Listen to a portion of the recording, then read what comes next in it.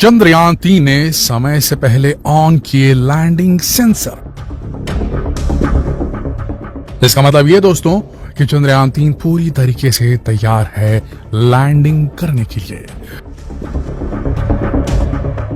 इतिहास रचने के लिए। क्या होते हैं ये लैंडिंग सेंसर और इनका ऑन होना क्या बता रहा है? इन लैंडिंग सेंसर का इस्तेमाल किस प्रकार से चंद्रयान-3 को स्टेबल बनाएगा उतरते वक्त?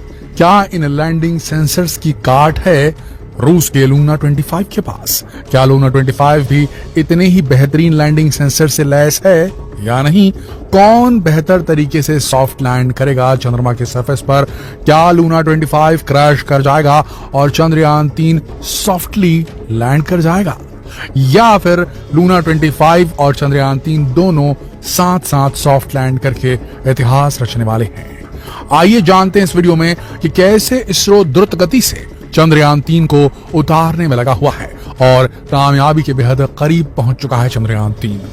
चंद्रयान-3 महज 113 किलोमीटर दूर है चंद्रमा की सरफेस से और अब उसने अपने लैंडिंग स्टेशंस को एक्टिवेट कर दिया है, अपने लैंडिंग सेंसर्स को एक्टिवेट कर दिया। देखिए दोस्तों, चंद्रयान-3 सिर्फ एक मशीन नहीं समझिए इसे एक चलता फिरता AI रोबोट समझ सकते हैं हम।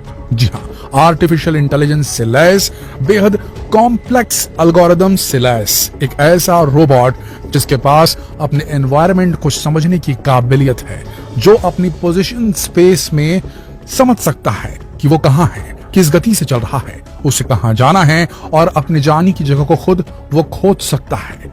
जी हाँ दोस्तों, बहुत बड़ी बात है धरती से 3,84,000 किलोमीटर दूर जाना और वहां जाकर आपको सिर्फ एक 4 किलोमीटर बाय 2.5 किलोमीटर यानी कि 4 किलोमीटर बाय 2.5 किलोमीटर के एक छोटे से पैच में इतने बड़े चंद्रमा में उस जगह को खोज करके उतरना और वहां भी बोल्डर्स से बचना, वहां भी क्रेटर से बचना, वहां भी दूसरी समस्याओं से बचना, अपनी गति को सही बनाए रखना, अपनी ओरिएंटेशन को स्पेस में सही बनाए रखना। यानी कि अगर वो करवट लेकर गिर गया, हॉरिजॉन्टली उतर गया तो खत्म कहानी, उल्टा उतर गया तो खत्म कहानी। पैरों के बल एकदम सॉफ्टली लैंड करना कितनी बड़ी बात है। और ये जो लैंडिंग होगी वो 100% ऑटोमेटिक होने वाली है। इसमें कोई यहाँ रिमोट कंट्रोल लेकर नहीं बैठा है। सिर्फ ऑर्बिट मैनूवर के लिए इसरो ने अपने हाथ में कंट्रोल रखा था, जो कि अर्थ बाउंड ऑर्बिट मैनूवर्स हुए। एक ऑर्बिट से दूसरे ऑर्बिट जंप कराया, उसे शक्ति दी गई, उसे पोटेंशियल एनर्जी दी गई, जिससे वो सीधा लूनर ट्रांसफर ट्रैजेक्टरी में गया। उसके बाद में चंद्रमा की सतह तक पहुंचने के लिए उसे 3-4 बार अभी घुमाया जा रहा है और कुछ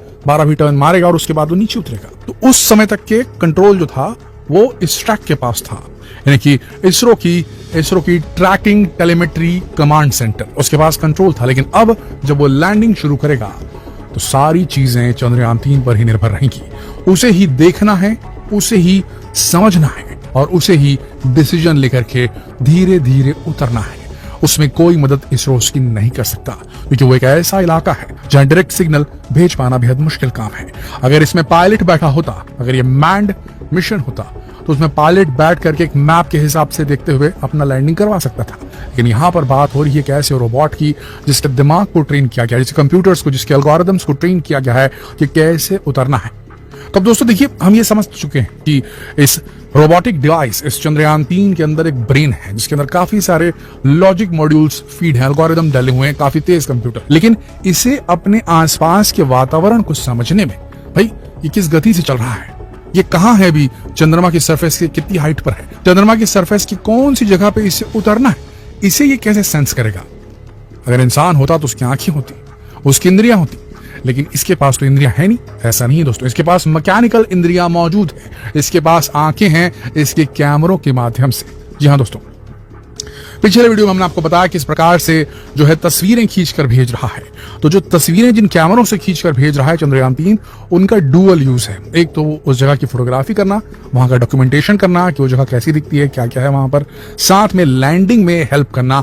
लैंडिंग वाले मोड में चंद्रयान अब जा चुका है और उसके सेंसर्स टाइम से पहले ऑन कर दिए गए हैं। उसके सेंसर्स में सबसे पहली चीज है कैमरा, और कैमरा ऑन होने के बाद ये कैमरा देता है एक इमेज, वीडियो फुटेज दोनों देता है और उसे एनालाइज करता है ऑन बोर्ड कंप्यूटर का एल्गोरिदम और बताता है ये जगह ऊंची है, ये जगह नीची है, ये जगह पहले से ही प्री प्लान जो हमारे कंप्यूटर की मेमोरी में फीड किया गया था मैप, उस मैप में ये जगह यहां पर है, तो हमारी लोकेशन चंद्रमा पे यहां पर है। कहने का मतलब ये है कि जो कैमरा है वो उसकी आंखें बन चुका है।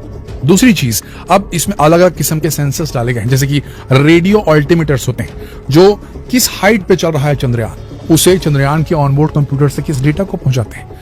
रेडियो जो अल्टीमीटर्स होते हैं वो ऑल्टीट्यूड को मापते हैं। कैसे मापते हैं? वो रेडियो सिग्नल भेजते हैं चंद्रयान से, वो रेडियो सिग्नल जाएंगे और जाकर के चंद्रमा की सरफेस से टकराएंगे और फिर वापस पहुंचेंगे और उन्हें वापस रिसीव करेगा रेडियो अल्टीमीटर और बता देगा कि रेडियो वेव्स ने कितना डिस्टेंस तय किया है। ये जब हम बोल रहे हैं तो काफी समय लग रहा है बोलने में, लेकिन ये काम मिली सेकेंड्स में होता है, लाइव होता है, ऑलमोस्ट रियल टाइम कह सकते हैं। तो इससे जो ऑनबोर्ड कंप्यूटर्स है उनको पता चलता रहता चंद्रयान 3 की मेरी हाइट भी चंद्रमा से इतनी दूर है। उसके बाद में लेजर अल्टीमीटर्स भी हैं इसके अंदर, लेजर पिक करके एक्चुअल डिस्टेंस जो है वो एकदम पिन पॉइंट प्रिसिशन से, एकदम बाल से बारीक भी चीजें उधर से उधर नहीं होती, एग्जैक्ट कैलकुलेशन इतनी हाइट आपकी जमीन से।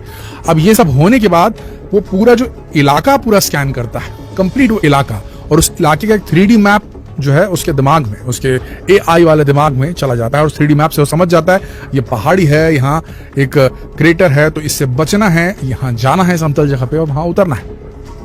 तो दोस्तों, जैसे हमने आपको बताया कि लगातार कैमरेज चालू हो चुके हैं उसके, जिसमें सबसे अहम है लैंडर पोजीशन डिटेक्शन कैमरा। नाम से समझ पा रहे होंगे आप कि लैंडर की पोजीशन को डिटेक्ट करने में कैमरा मदद करता है, और LI ल्यूनर इमेजर ये भी मदद करता है। तो दोस्तों, यहाँ पर ये सेंसर्स जो हैं वो इंद्रियां बन चुके हैं चंद्रयान 3 की, और ये सारे सेंसर एक्टिवेट हो चुके हैं। हम आज बात कर रहे हैं 19 तारीख की। मान के चलिए सिर्फ 3 दिन बचे, 20, 21, 22 और 23 तारीख को उतरने वाला है चंद्रयान। तो सबसे पहला काम चंद्रयान क्या कर रहा है? चंद्रयान जब चक्कर काट रहा है तो चक्कर काटते हुए वो एक बार फिर से अपने कैमरे से उन जगहों को कैप्चर करते जा रहा है कि जो मैप है एक चंद्रमा का अपने दिमाग में डेवलप करते जा रहा है। हालांकि उसके अंदर चंद्रयान 3 के अंदर में चंद्रयान 2 के द्वारा भेजी गई, चंद्रयान 2 का ऑर्बिटर था जिसे 2019 में भेजा गया था। उस ऑर्बिटर ने फोटो खींची बहुत हाई रेजोल्यूशन की और उन इमेजेस को भेजा उसने इसरो के पास बेंगलुरु में, और उन इमेजेस से एक मैप बना करके इसे फीड कर दिया गया है चंद्रयान 3 के ऑनबोर्ड कंप्यूटर्स के अंदर। तो उसके पास वो मैप है और उन्हीं मैप्स को देख करके और उसके कैमरा में भी जो लाइव दिख रहा है नीचे चंद्रमा की सरफेस, उससे मैच करके वो अपनी न सिर्फ पोजीशन को जान पा रहा है बल्कि लेटेस्ट जो उसकी जो सरफेस है उसको समझ पा रहा है और एक इमेज भी बना रहा है। उसके बाद ये अपने लिए एक जगह चुनेगा। हालांकि इसरो की तरफ से एक डेजिग्नेटेड स्पॉट दी गई है, जगह एक क्षेत्र डीमार्केट किया गया है 4 किलोमीटर बाई 2.6 किलोमीटर का, और ये जो पैच है यहीं से लैंड करना है। ये इसके लिए आइडियल मोस्ट कंडीशन है साउथ पोल में उतरने के लिए। तो अब इससे मालूम है कि इससे कहां जाना है, कौन से क्षेत्र में जाना है। ये उस जगह को स्कैन करते हुए बार बार उससे चक्कर काटते हुए फिर एक्चुअल में वहां धीरे धीरे जा करके उतरेगा। देखिए दोस्तों, ये जो इसका डिसेंट है, इसकी जो लैंडिंग होगी वो एकदम ऊपर से नीचे वर्टिकल लैंडिंग नहीं होगी, अन्यथा जो वर्टिकल वेलोसिटी वो बहुत ज्यादा तेज हो जाएगी, यानी कि लंबवत जो वेलोसिटी बहुत तेज हो जाएगी और लूनर सरफेस से जो ग्रेविटी आ रही है वो इतनी ताकत से खींचेगी कि नीचे गिरने के बहुत ज्यादा चांसेस हैं।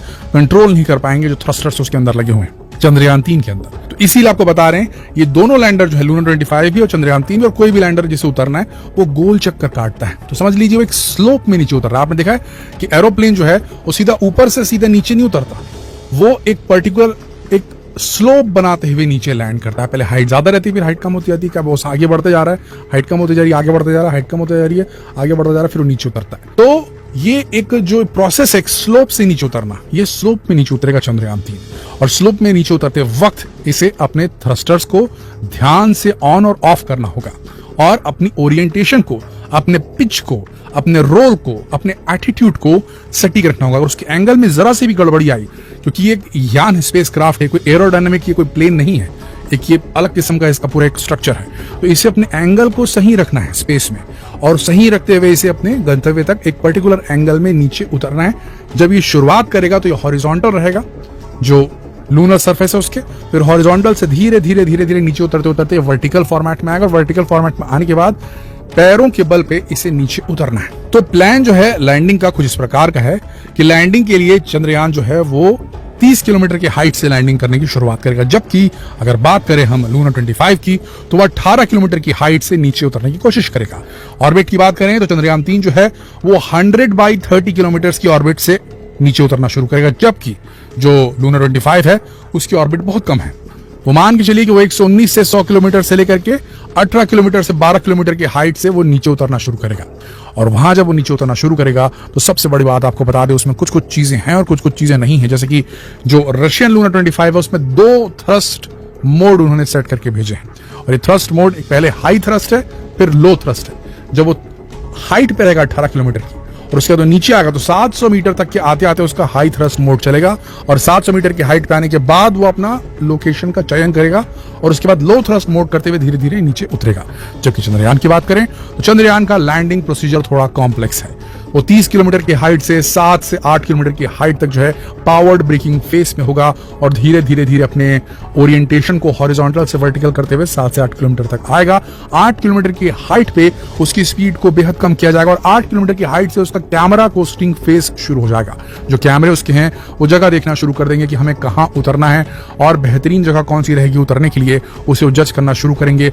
और टोटल ये मान के चलिए 400 मीटर की हाइट पे उसकी स्पीड जो है, जो चंद्रयान की स्पीड, वो पूरी तरीके से खत्म ही मान के चलिए आप, 0 हो जाएगी और वहां वो हवर करेगा, हवा में लटका रहेगा थोड़ी देर, उसके परफेक्ट जगह खोज करके धीरे से नीचे उतरेगा। तो दोनों के लैंडिंग प्रोसीजर में फर्क है, लेकिन आपको बता दें लैंडिंग सेंसर्स ऑन हो चुके हैं चंद्रयान 3 के, जो साफ संदेश भेज रहा है कि चंद्रयान जल्द उतरने वाला है। तो दोस्तों ये रेस चल रही है चंद्रमा पे, आपको क्या लगता है लूना 25 जीतेगा या चंद्रयान 3 जीतेगा? क्या लगता है आपको नीचे कमेंट सेक्शन में लिखकर जरूर बताएं। जितना हो सके इस वीडियो को शेयर करें फेसबुक पर, व्हाट्सएप पर, यूट्यूब पर। जल्द मिलते हैं आपसे अगले वीडियो में, तब तक आप सबका इस वीडियो के अंत तक बने रहने के लिए